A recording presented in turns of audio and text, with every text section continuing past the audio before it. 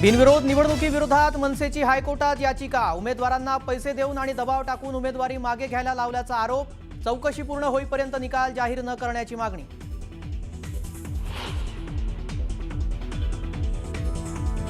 वीस वर्ष मुंबईत भाजप ठाकरेंसोबत सत्तेत होतं तेव्हा अनेक पदं उपभोगली। 25 वर्ष तुम्ही काय केलं या भाजपाच्या टीकेला आदित्य ठाकरेंचं उत्तर।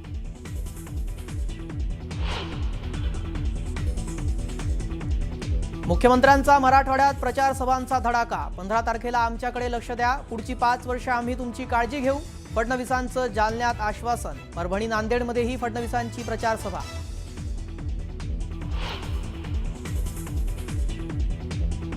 नवनीत राणांच्या वक्तव्याची ओवेसींकडून खिल्ली। तुम्ही 4 नाही तर 8 मुलं करा, आम्हाला काय करायचं आहे। ओवेसींचा टोला तर ओवेसींना पाकिस्तानात फेका, राणांचं प्रत्युत्तर। कुलाब्यातील अर्जाच्या गोंधळावरून महापालिकेच्या अहवालामध्ये ठपका ठेवण्यात आलाय। कुलाबा विधानसभा मतदारसंघातील प्रभागांमध्ये उमेदवारी अर्ज दाखल करायला गेलेल्या जनता दल आणि आपच्या उमेदवारांचे अर्ज वेळेच्या कारणावरून नाकारण्यात आले। या प्रकरणी तक्रारीनंतर ए वॉर्डचे निवडणूक निर्णय अधिकारी कृष्णा जाधव यांच्या कृतीबाबत राज्य निवडणूक आयोगाला पालिकेने पाठवलेल्या अहवालात प्रतिकूल मत नोंदवण्यात आलेलं आहे। निवडणूक निर्णय अधिकाऱ्यांची ही कृती कायद्यानुसार जरी योग्य असली तरी प्रशासकीय आणि व्यावहारिकदृष्ट्या योग्य नाही असा ठपका अहवालात ठेवण्यात आलाय। राहुल नार्वेकर, मी मुद्दामून नावानिशी बोलतो कारण विधानसभा अध्यक्ष हे विधानसभेत असतात, त्यांचा अधिकार हा सभागृहात असतो। सभागृहाच्या बाहेर ते राहुल नार्वेकर आहेत आणि तिथले आमदार आहेत। एक आमदार आपल्या अधिकाराचा दुरुपयोग करून दुसऱ्या म्हणजे जनतेवरती दमदाटी करतोय, त्यांचं संरक्षण काढून घेण्याचा आदेश स्वतः संरक्षणात राहून करतोय। माझं तर मत आहे हा विषय गांभीर्याने निवडणूक आयोगाने घ्यायला पाहिजे आणि तत्काळ अध्यक्षांना निलंबित केलं पाहिजे, त्यांच्यावरती गुन्हा दाखल झाला पाहिजे। कारण असेच जर का सगळे वागायला लागले, अगदी मंत्र्यांना सुद्धा त्यांचा लवाजमा घेऊन निवडणूक प्रचारात फिरता येत नाही। हे ऑन द स्पॉट म्हणजे हे काय, तो जो काय नायक पिक्चर मधला अनिल कपूर स्वतःला समजतात। कुठेतरी या सगळ्या गोष्टीचा एक फेक नॅरेटिव्ह करण्याचा प्रयत्न केला जात आहे असं दिसून येत आहे। आणि मला वाटतं आता या सगळ्या बाबतीत अधिक न पडता, कारण आता निवडणुका सगळ्या सुरू आहेत, लोकांनी नियमाप्रमाणे आपापले अर्ज भरलेले आहेत, त्यानुसार आता निश्चितपणे लोक निवडणुका लढतील। उद्धव ठाकरेंच्या केलेल्या टीकांवरती मी लक्ष देत नाही, कारण जुन्या दुखण्या ज्या असतात, जुन्या जखमा ज्या असतात त्या कधी कधी थंडीत अजून दुखून येतात, उजळून येतात, त्यातला हा प्रकार आहे। तर उबाटा खासदार संजय राऊतांनी राहुल नार्वेकरांवर कारवाई करण्याची मागणी केलेली आहे। विधानसभा अध्यक्षांचं वर्तन काय होतं, आरोवरती विधानसभा अध्यक्षांचा दबाव होता, हे अहवालात का आलं नाही। विधानसभा अध्यक्षांनी अशा प्रकारे रांगेत उभं राहून समोरच्या उमेदवारांना धमक्या दिलेल्या आहेत, ते अहवालात का आलं नाही। हरिभाऊ राठोड यांची तक्रार आहे, मनसेचे उमेदवार बबन महाडिक यांची तक्रार आहे। हे जे व्हिडिओ समोर आले त्याने विधानसभा अध्यक्ष सरळ सरळ धमक्या देत आहेत, दबाव आणत आहेत, पोलीस कमिशनरला फोन करून राठोडांची सुरक्षा काढण्याची धमकी देत आहेत। हे अहवालामध्ये का आलं नाही। राज्यात महायुतीचे अनेक उमेदवार बिनविरोध विजयी झालेले आहेत। या बिनविरोध विजयी उमेदवारांविरोधात मनसे कोर्टात जाणार आहे। पैशांचं आमिष, तपास यंत्रणांचा दबाव, विरोधी उमेदवारांना माघार घ्यायला लावल्याचा आरोप मनसेनं केलेला आहे आणि याबाबतचे पुरावे सुद्धा आपल्याकडे आहेत, ते कोर्टात आपण सादर करू असं मनसेचे नेते अविनाश जाधव म्हणाले।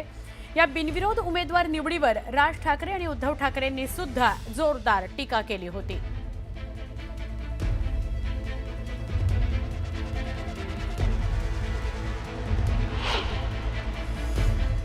आम्ही ठाण्याची परिस्थिती जी आहे ती निवडणूक आयुक्तांना सांगितलेली आहे। काय भयानक परिस्थितीत मागचे 2-3 दिवस ठाण्यातले आरो वागले किंवा तिथे ज्या प्रकारे पैशाच्या लालसापोटी उमेदवार गायब करण्यात आले, डीसीएमच्या घराबाहेर उमेदवार जातानाचे जे व्हिडिओज आहेत ते आम्ही त्यांना दाखवले। काही पर्सनल काही गोष्टी आमच्याकडे ज्या होत्या त्या देखील आम्ही त्यांना दाखवल्या आणि त्याच्यानंतर त्यांनी तात्काळ ठाण्याचे जे निवडणूक आयुक्त आहेत त्यांच्याशी बोलणं केलेलं आहे तात्काळ या सगळ्या गोष्टींचा रिपोर्ट त्यांनी मागवलेला आहे आणि त्याच्या बाबतीत ते मला पुन्हा बोलवून या सगळ्याच्या बाबतीत काय करता येईल किंवा ह्या सगळ्याची चौकशी कशी पुढे जाईल याच्या बाबतीत सांगणार आहे.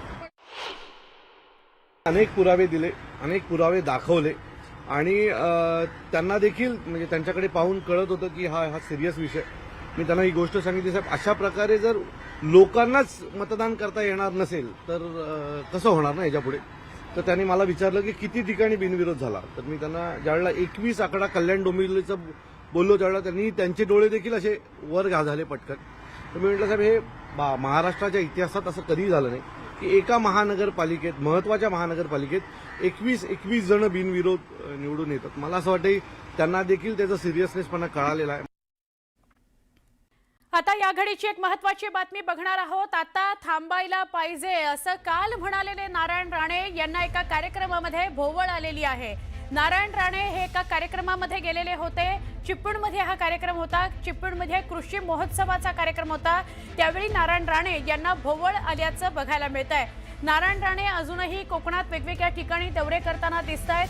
निवडणुकांच्या पार्श्वभूमीवर ते सुद्धा सक्रिय आहेत. अशा वेळी कार्यकर्त्यांशी, पदाधिकाऱ्यांशी संवाद साधताना निवृत्तीचे संकेत त्यांनी कालच दिले होते आणि अशा वेळी नेमकं आज चिपळूणमध्ये कृषी महोत्सव कार्यक्रमामध्ये नारायण राणे यांना कार्यक्रमात भोवळ आल्याचं बघायला मिळतंय. कार्यक्रमामध्ये गेलेले होते, अजूनही ते फिरतीवर असतात. सतत वेगवेगळ्या ठिकाणी त्यांचे कार्यक्रम आणि त्यांचे दौरे सुरू असतात. अशा वेळी त्यांना भोवळ आलेली आहे. आमच्या प्रतिनिधींना विचारूया, राजेश यांना, की काय नेमकं घडलंय. राजेश, काय अधिक माहिती?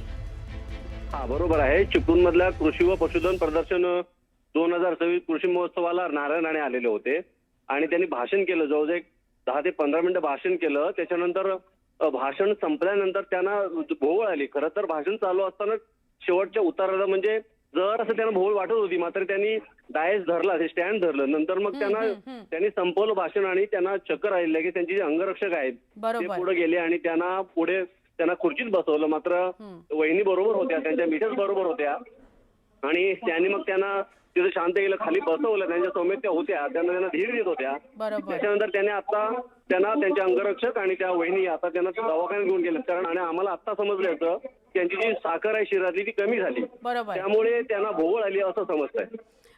बरोबर, धन्यवाद माहिती दिल्याबद्दल. जर खूप सारे दौरे झाले, काही खाल्लं प्यायलं नसेल तर हायपोग्लायसेमिया होतो, म्हणजेच शरीरातली साखर काही क्षणासाठी कमी होते.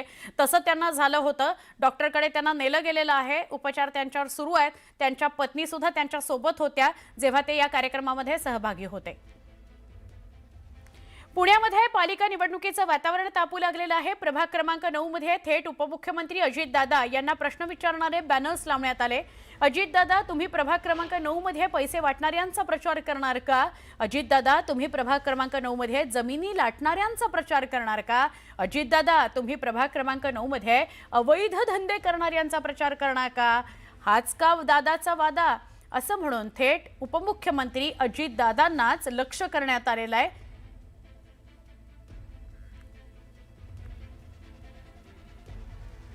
पुढची बातमी, मुरुड महोत्सवामध्ये मैं हूं डॉन या गाण्यावर खासदार सुनील तटकरे थिरकले होते. यावरून शिवसेना आमदार महेंद्र दळवींनी तटकरेंवर टीका केली. आमची ताकद वाढलेली आहे, त्यामुळे या निवडणुकीत कोण डॉन आहे, कुणाला डॉन म्हणावं याला जिल्हा परिषदेची निवडणूक उत्तर देईल, असा इशारा दळवींनी दिलेला आहे.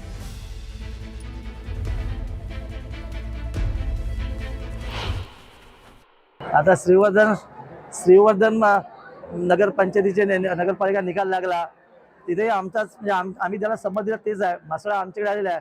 मग जिल्ह्याचा डॉन कोण आहे, स्वतःला काहीतरी म्हणून घेणं आणि लोकांसमोर वेगळी भूमिका मांडणं. आणि म्हणून मगाशी मी भाषणामध्ये सांगितलं की ते डॉन असतील तर मैं हूं डॉन आहे, असंच आहे ना. त्याच्यामुळे ही भूमिका पुढे चालू राहील.